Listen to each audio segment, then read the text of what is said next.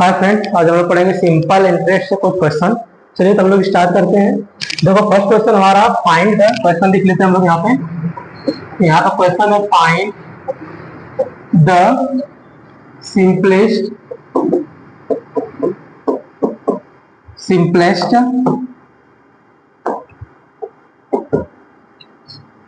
Interest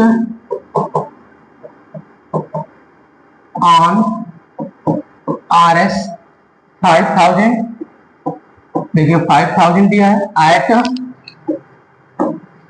eight यहाँ पे दिया 8% पर एनम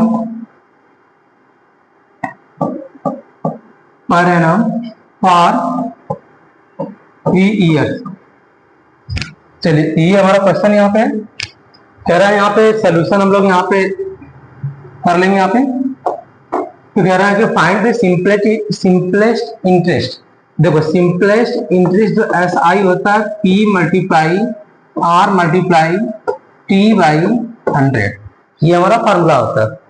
तो सिंपलेस्ट इंटरेस्ट की बात कर लेंगे तो देखिए आपको हमें यहाँ पे अमाउंट कितना दिया, 5000 दिया है।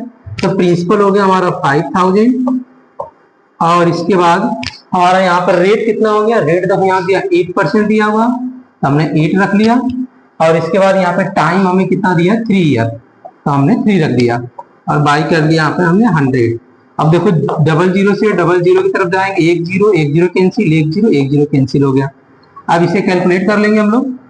तो 5 में 8 का मल्टीप्लाई कर देंगे, 5 8 का कितना आता है 40 और इसमें एक 0 लगा है 400 और मल्टीप्लाई 3 और 4 3 का कितना हो गया 1200 रुपीज हमारा आ गया क्या, सिंपलेस्ट इंटरेस्ट। आई होप आपको समझ में आ गया क्वेश्चन कैसे अटेम्प्ट करना है आपको। ठीक, अब इसके बाद देखिए question number second. Question number second का सम ऑफ मनी। देखिए सेकंड क्वेश्चन दिया है, कर sum of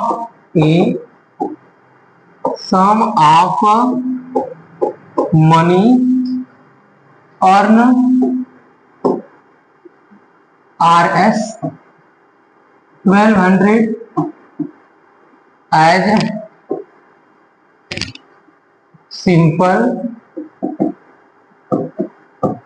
as simple interest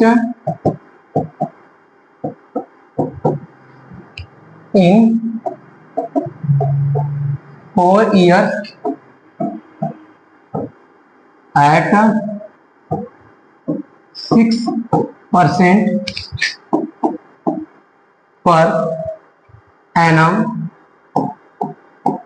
मतलब 1 ईयर की बात करेंगे यहाँ पे। और यहाँ पे करा find the principal,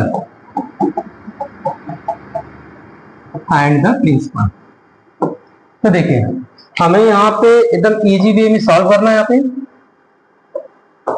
easy way में अगर सॉल्व करेंगे तो हमें क्या करना, sum of money 1200 earn as simple interest. तो हमें जो गिवन किया है सिंपल इंटरेस्ट, वो गिवन किया 1200 गिवन किया है, मतलब दे दिया है। टाइम कितना हमें, तो टी की जो वैल्यू है यहाँ पे 4 ईयर्स मिल गया हमें।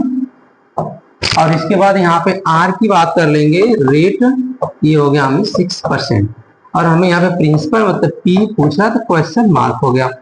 अब इसके बाद फार्मूला यूज कर लेंगे।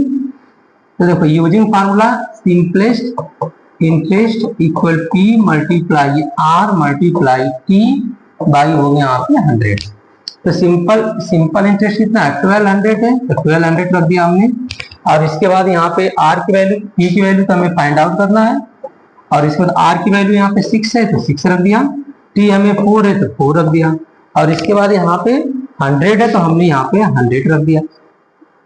अब देखिए हमें P यहाँ पे एग्जैक्ट कैलकुलेट करना है, तो हम क्या करेंगे यहाँ पे क्रॉस मल्टीप्लाई कर देंगे। तो P की जो वैल्यू होगी P इक्वल यानी 1200 और माइनस मल्टीप्लाई हो गया 100 और डिवाइड हो गया हमारा कितना, देखिए P को इधर छोड़ देंगे तो 6 हो गया मल्टीप्लाई 4 हो गया। तो देखिए 4 से अगर हम इसे कैंसिल आउट कर देंगे, तो 4 से अगर हम कैंसिल आउट कर लेंगे कितना आ जाएगा हमारा, तो 25 4 100 होता है और 6 1 6 6 2 2 जा 12, मतलब 200 हो गया। जो p की वैल्यू होगी 200 और मल्टीप्लाई हो गया 25। 25 में 2 का मल्टीप्लाई करेंगे कितना आ जाएगा 50 और डबल जीरो ऐड कर देंगे तो आ जाएगा हमारा 5000 रुपीज। इस तरह हमने यहाँ पे प्रिंसिपल को वर्कआउट कर लिया। तो आपको समझ में आ गया होगा दोनों क्वेश्चन कि हमें कैसे यहाँ पे सॉल्व करना है।